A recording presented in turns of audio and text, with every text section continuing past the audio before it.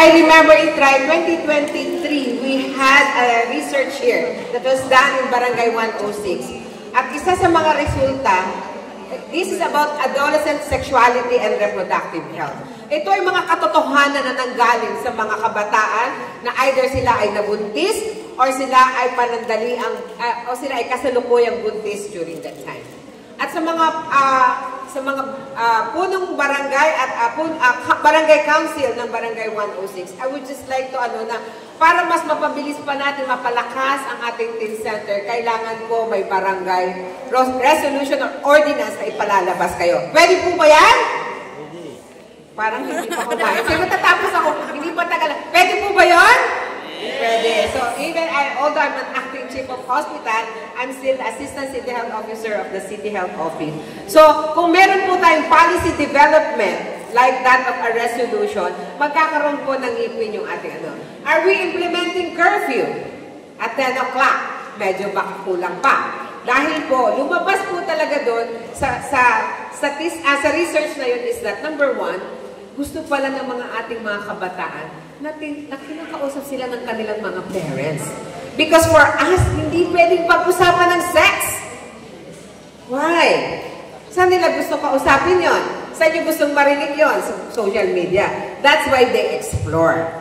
No? Pangalawa, sabi nila, medyo pa rin kahit na ang ating mga kabataan ay, alam mo, ibang-ibang kabataan ngayon. Lumabas dun sa research ngayon na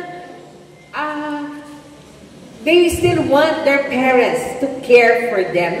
Halimbawa, alam ba ng mga parents na pag may monthly period yung ating mga kabataan, yung mga anak na kababaihan, there is something changing in their hormones. Alam ba nila, explain ba sa kanila na kung tayo ay magsa-start na magkaroon ng menstruation, ay pwede na tayong mabuntis. Dapat nanggagaling sa atin dahil ang pamilya, the family is still ang haligi ng ating pundasyon pa rin ng ating family is the foundation of, meron yan, di ba? Society, no? So, ibig sabihin, ang magandang pagpapalaki ng ating mga anak ay magbubunga. Kaya marami tayong mga leaders dito ng mga SK, because of a product of a good family relationship and a positive parenting skills. Okay po ba? Okay. Now, palaging pinag-uusapan, malabo, no? Hindi pa magpapaano yan. Palaging pinag-uusapan yung HIV/AIDS. So, ngayon po, 405 na. Hello!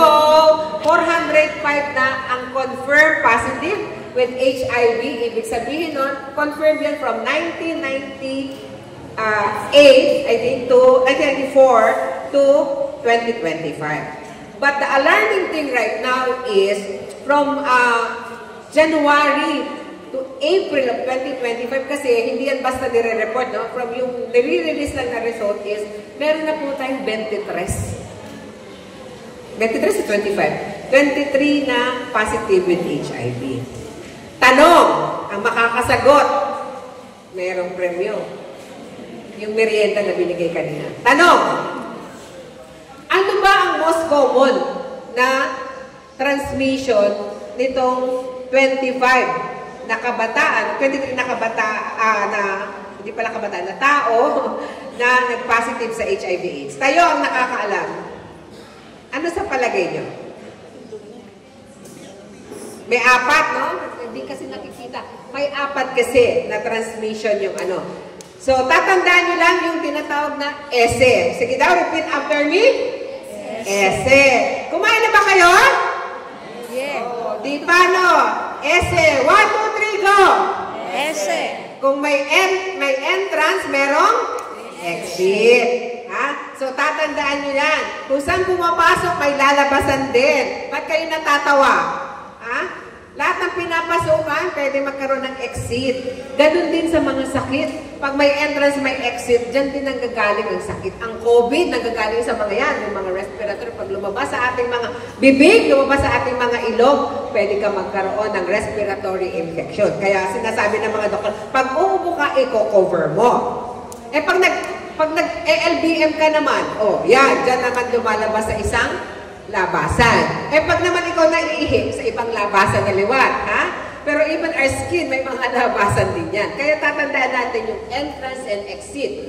So, the human immunodeficiency virus, ang tawag dyan, virus. Ibig sabihin kung ito ay virus, self-limiting to.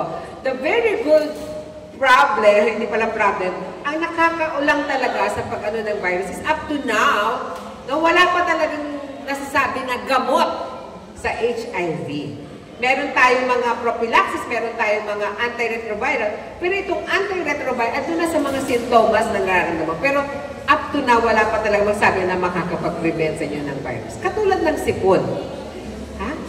Hindi, bakit ka nag-iinom ng paracetamol pag sinisipong ka tsaka nilagay ka? Hindi po dahil para mawala yung virus, para maibsan yung mga sintomas nyo.